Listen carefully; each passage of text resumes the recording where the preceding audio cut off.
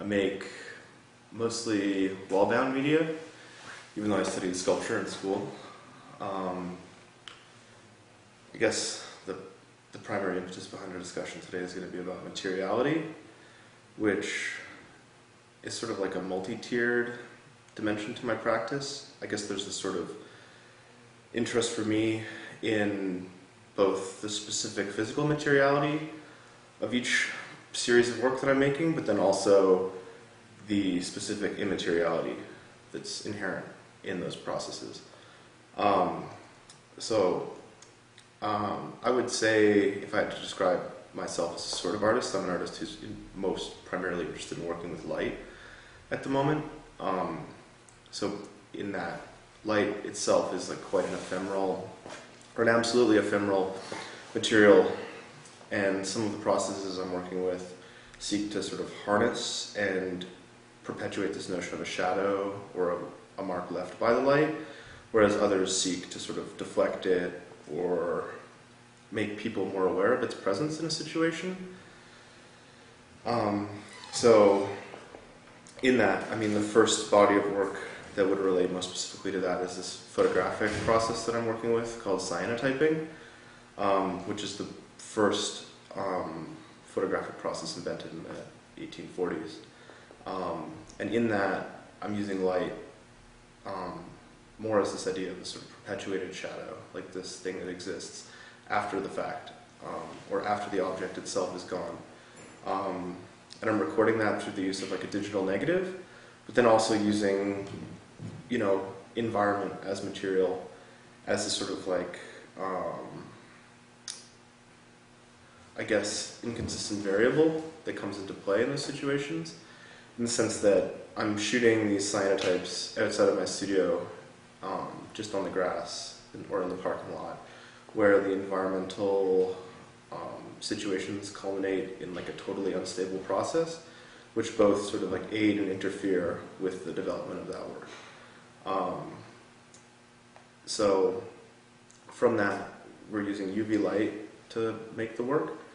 Another body of work that I make uses a light source that falls in the opposite end of the spectrum, which is infrared light. So again, it's kind of highlighting my interest in binaries, and that work is done using a laser, like infrared laser. And I use gessoed linen to be cut. And again, you know, we could talk about materiality there.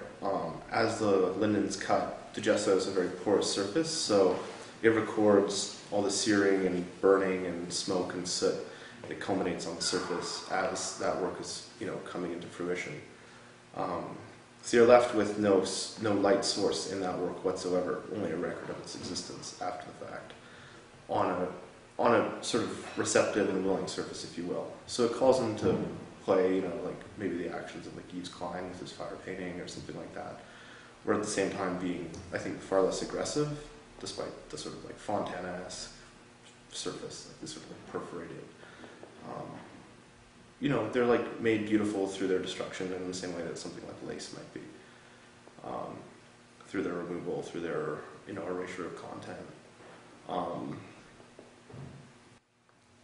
The next body of work that I'm certainly going to be presenting is just based on reevaluating some of the conceptual framework embodied in the laser cut works that I was just describing.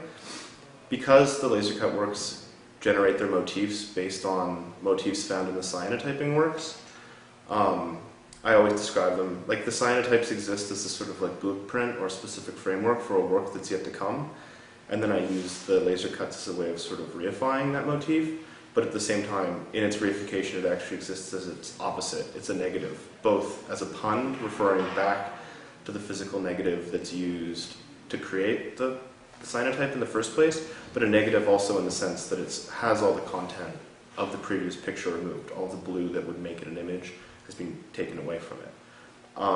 So I've been speaking about that work, like borrowing terms from, I guess, like derivatives trading and talking about them as this sort of promissory note, or like this way of existing as a sort of like cashed check, so to speak.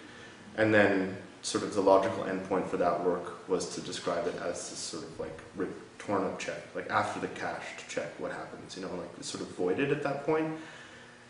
And for someone who works in a very sort of serial and repetitive manner, like I'm quite interested in these sort of interruptions that happen in a serial process when you do something exactly the same way, but then like environmental factors come into play and interfere in the catalyst and the sort of realization of these things as perfect replicas of each other.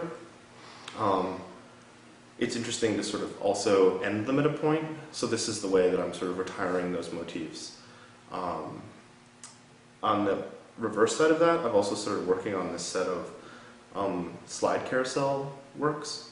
So when I make the cyanotypes, at first I use this digital negative, which is just an acetate with a toner-based print, UV blocking toner-based print on the surface.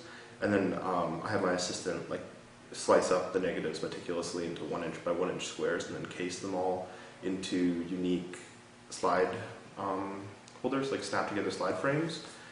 And then so those works begin to exist as these like set 81 part carousel works that help to catalog in the opposite direction. So as I'm retiring the motif with the laser cuts, I'm also retiring the motif that could be possible for the cyanotype, and really just sort of erasing this archive that I've spent so long building. And it's not to say that it ends it entirely, but it also, through kind of like destroying one's own archive, gives the opportunity to restart.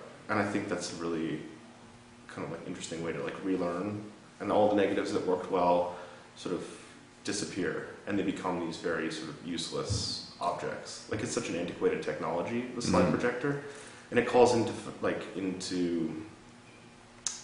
calls to mind like, you know, again, like this sort of antiquated photographic process or sort of an older technology, but then you have on the other side like these extremely like high-tech laser cut works that are being made using like Illustrator files and computer algorithms to order the information in the necessary way. So, I mean, it mirrors everything else that I'm doing in my practice, really interesting, in a really interesting way to me at least. And so the next like presentation that I'll be doing in Switzerland is combining those two bodies of work for the second time. I've done it once in Dallas before as well.